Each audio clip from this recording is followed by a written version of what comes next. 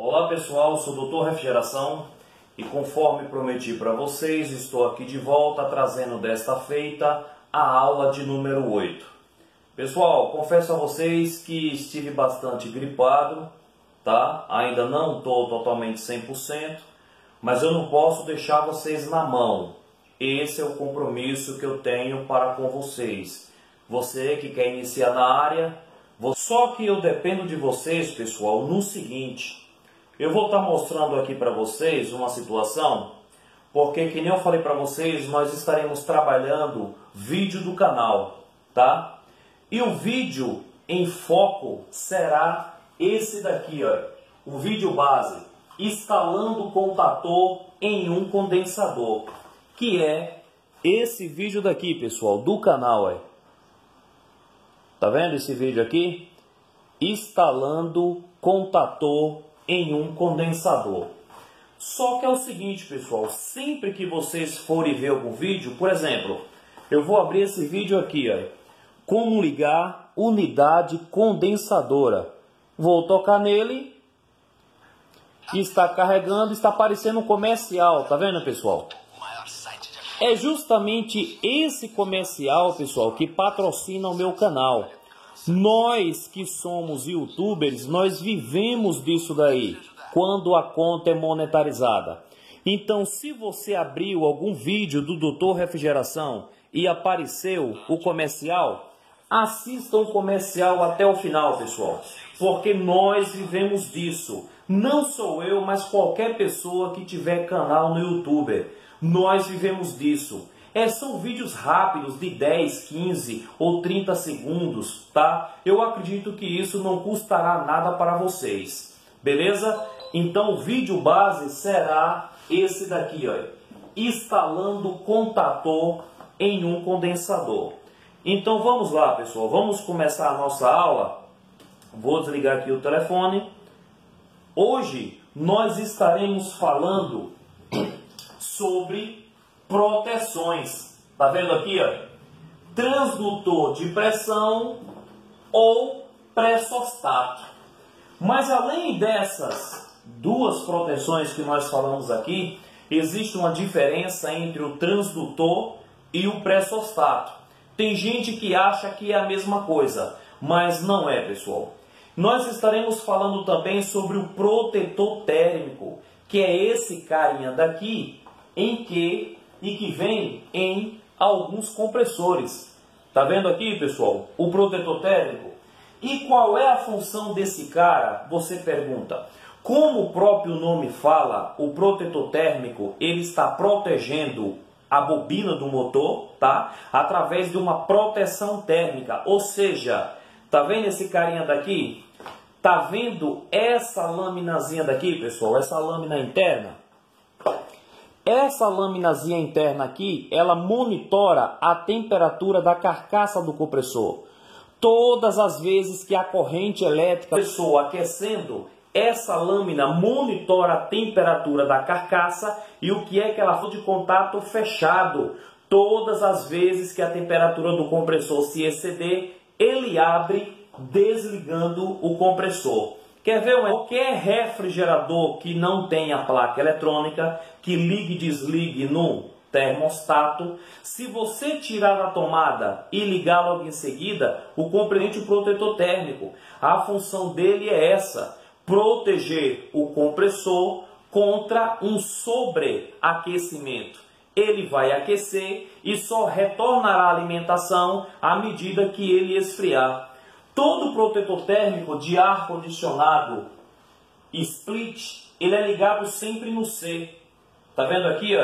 Aqui vai uma fase, que é o comum, entra do compressor, pessoal. Então esse é a função desse camarada: proteger o compressor contra uma sobretemperatura. E como é que eu sei se esse camarada tá bom? É muito fácil, pessoal. Você pega o multímetro, coloca na escala de continuidade sinal sonoro. Eu vou testar aqui para vocês, tá? Vou fechar aqui as duas ponteiras. Está me dando aqui, olha, 1 ohm de resistência. Zerou. essa mesma resistência tem que dar no protetor térmico, pessoal. Vou estar testando aqui, olha. Está dando 2, tá vendo? Está 100%? Não, não está, mas está em condições de uso. Lembrando que aqui eu tenho um contato, aqui eu tenho outro contato, onde aqui é entrada e saída, ou vice-versa. São 2 contatinhos que tem aqui em cada lâmina. Então, se esses contatos estiverem carbonizados, a resistência poderá variar. Beleza, pessoal? Então, é a forma mais simples e fácil de testar esse camarada. Porque às vezes acontece o seguinte, às vezes até o protetor está bom, tá? Às vezes o protetor está bom e o problema está na bobina do compressor. A bobina do compressor está com resistência alterada, a bobina vai sobreaquecer e vai acabar acionando o protetor térmico. E às vezes é o inverso, às vezes a bobina do motor está boa, mas o protetor térmico está com defeito. Então ele vai ficar sempre abrindo, sempre desligando o compressor. Beleza, pessoal? Então essa é a forma mais fácil e simples de vocês estarem testando o protetor térmico.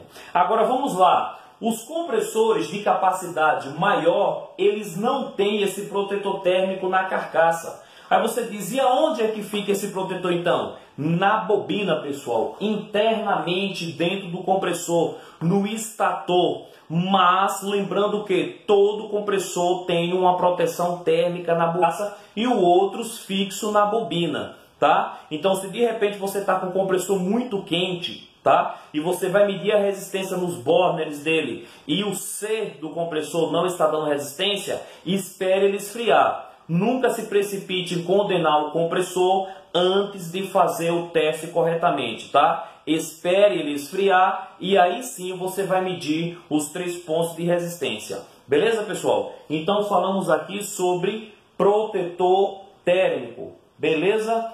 Estaremos falando agora, pessoal, sobre esses 2 carinhas aqui, ó. Pré-sostato de alta e pré-sostato de baixa.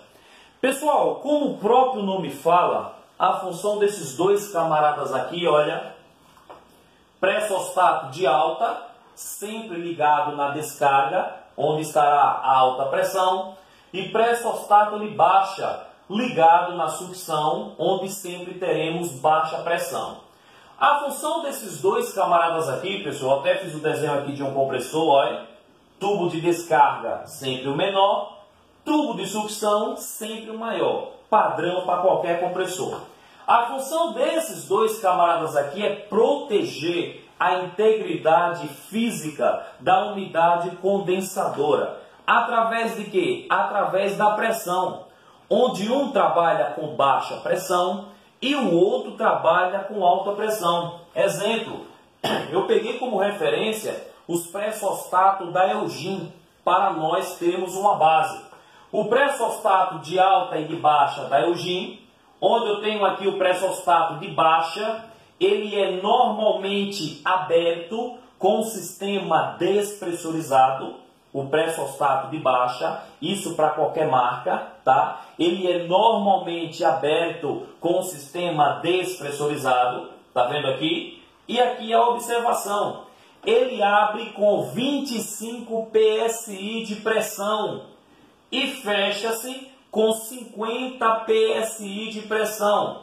Em que situação esse camarada atua? Você pergunta. Normalmente, eu não sei se vocês já perceberam, uma unidade condensadora ciclando, entrando e saindo, entrando e saindo. O que faz isso, pessoal, é o pré-sostato de baixa. Ou seja, quando a pressão cai para 25 ou abaixo de 25 psi, ele abre o contato, a máquina desliga. Quando a unidade condensadora é desligada, as pressões se equalizam. Então essa pressão sobe para 50 ou mais de 50. Então ele fecha. Então a condensadora fica entrando e saindo. Entrando e saindo. Se de repente você pega uma unidade condensadora nessa situação, entrando e saindo, pode ter certeza que pode estar com vazamento de fluido refrigerante. Beleza, pessoal? Então, e aqui eu tenho pressosstato de alta pressão. Qual é a função desse camarada aqui, você pergunta? Como o próprio nome diz, ele monitora a alta pressão da máquina. E o que é que ele faz? Se a máquina chegar a uma situação de 400 PSI, levando em consideração os pressosstatos da Eugene, o que é que ele faz? Ele abre o contato. Normalmente, com a máquina pressurizada ou não, ele é sempre contato fechado, pessoal. Todos os pressosstatos de alta, com a máquina pressurizada ou não, ele vai ser sempre fechado. Então, se houver uma situação, que eu falei, de alta pressão no condensador, ele se abre e vai fechar quando essa pressão retornar aos 200 PSI. E o que é que leva uma máquina a chegar a esse valor de pressão, pessoal? Por exemplo, se houver um problema no motoventilador, se ele parar, não terá troca, então a pressão, olha, vai se elevar, certo? Se houver um problema de alta pressão. Se houver um problema de obstrução na linha ou estrangulamento das linhas, eu também terei uma alta pressão no condensador, fazendo com que o pressosstato venha a ser acionado. E eles são esses dois carinhas aqui que eu vou estar mostrando para você. Olha. Tá vendo aqui? Dando uma olhada? Então aqui, olha, são esses dois carinhas aqui, tá vendo? Eles ficam, que eu estou mostrando para vocês, olha, nessa situação aqui, ó.